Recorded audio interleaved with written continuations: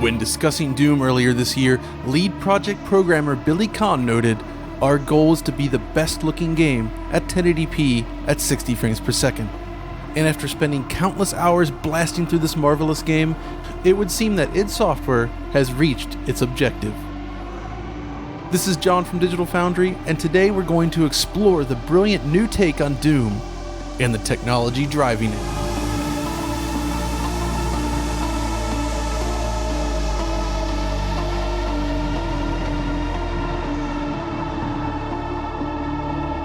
As is tradition for a new id Software game, Doom brings along with it id's latest graphics engine, this time in the form of id Tech 6.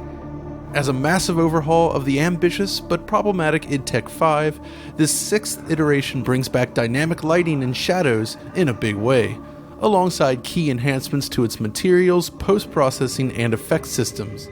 It looks unlike anything else on the market today, and it all works beautifully. What makes id Tech 6 so unique for the id Software of today, however, lies in the people behind it. This is the first major engine revision that was not helmed by the legendary John Carmack. Instead, we have a mix of id veterans and experienced industry programmers who have worked together to bring id Tech 6 to life. Many of these programmers, including lead renderer programmer Thiago Souza, previously worked on CryEngine. So it should come as no surprise that id Tech 6 is very well made indeed. But before we take a closer look at its feature set, let's start with the basics. One of the key features that defined id Tech 5 was its adaptive resolution feature, and that remains in effect here in Doom. By dynamically adjusting the resolution based on load, both consoles managed to stick closely to the 60 frames per second target, while on the PC, users can manually adjust resolution scaling. PlayStation 4 manages to hit its 1080p target at almost all times, to the point where we fail to encounter any adjustments to the vertical resolution at all during normal gameplay. For all intents and purposes, the general experience is a full 1920 by 1080. Xbox One, however, falls lower than this most of the time. It can hit a full 1080p in select circumstances, but generally hovers closer to 900p, with dips almost reaching 720p at points. Now, this could be an issue for Xbox One owners during normal gameplay, but thankfully, the game's anti-aliasing manages to overcome the lower pixel count, creating a game that simply looks softer as opposed to more aliased. id's new temporal super sampled anti-aliasing solution effectively tackles shimmering, edge aliasing, and in-surface aliasing across the board, resulting in an incredibly clean overall presentation. Along with Uncharted 4, Doom offers one of the most effective anti-aliasing techniques we've seen on consoles to date.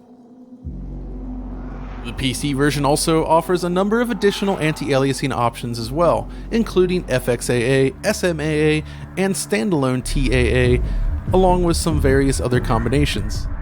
I'm a big fan of TSSAA, but those that want a sharper image at the expense of artifacts may actually prefer another option, and of course, Doom is happy to oblige. What really defines Doom for us, however, is the way in which the game is able to throw together a huge variety of effects seemingly effortlessly. When everything comes together, it's poetry in motion.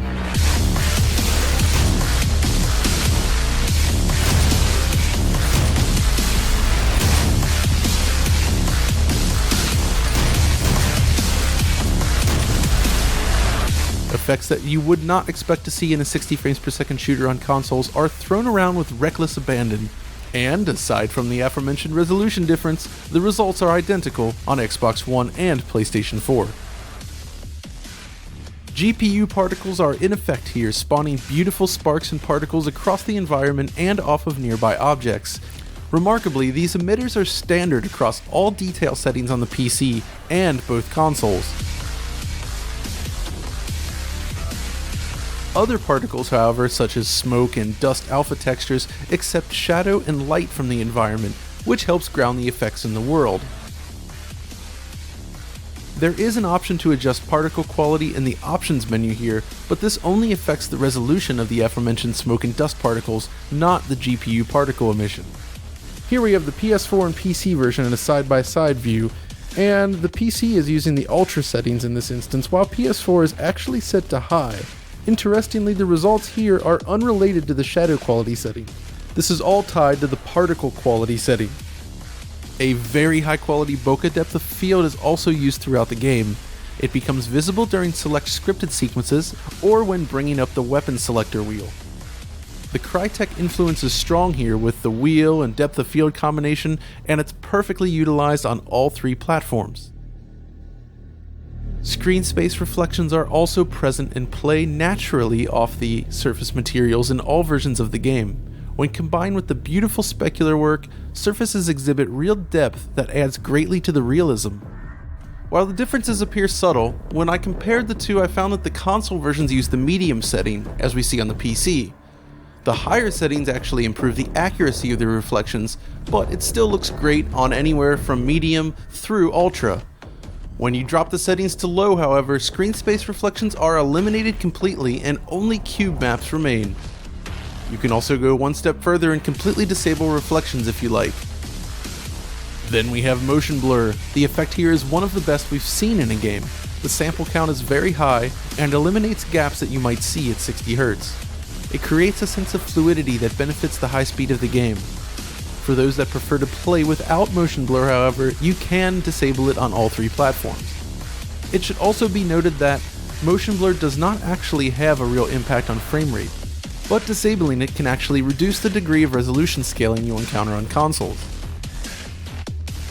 Chromatic aberration also makes an appearance, and while we typically dislike the effect, it manages to look excellent here.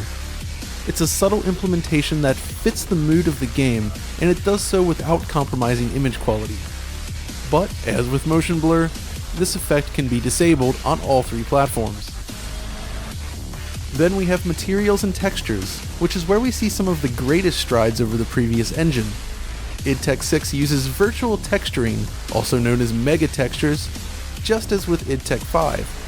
But thanks to additional memory available on consoles and other optimizations, the results are markedly improved across the board.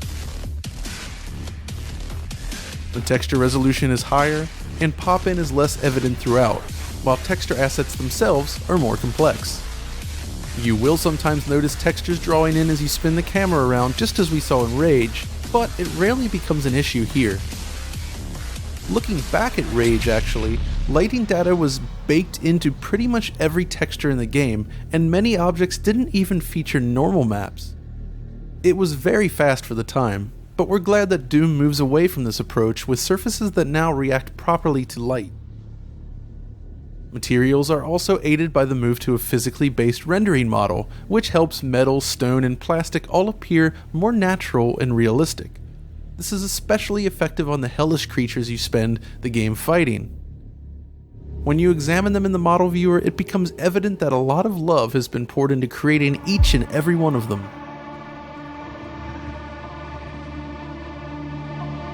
Shadows are another major addition here. id Tech 4, which powered Doom 3, utilized shadow volumes to great effect, but Rage and id Tech 5 pretty much dropped world shadows altogether. With id Tech 6, however, shadow maps, as opposed to shadow volumes, have been introduced across the board and help bring back depth to the world that was absent in id's last game. What's impressive here is the quality of the filtering algorithm used. Even when using lower settings on the PC, shadows always appear clean and smooth across the world. Even the self-shadows on the player's weapon are clean and devoid of artifacts. The console versions appear to use the medium setting, which can sometimes impact the distance at which shadow maps are displayed, rather than the actual visual quality, which is comparable to the higher settings on the PC most of the time. Only when you set shadows to low do you see a dramatic difference in clarity. Directional occlusion also makes the list, bringing more realistic ambient shadowing to the world on all three platforms. It's another feature which Rage was lacking. Oh, and the holograms featured in the game are pretty cool. They're simply full 3D models with a dither pattern applied. It's a clever addition and it works well within the world. Then we have the animation work, which is what really separates Doom from the rest of the crowd.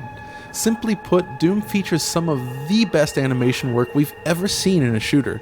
The way in which imps and other creatures move around the world is remarkable, and it plays right into the gameplay with enemies able to go anywhere the player can.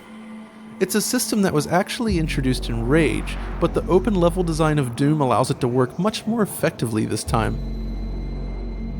But perhaps the most impressive aspect of Doom lies in how much it was able to get right in terms of game design.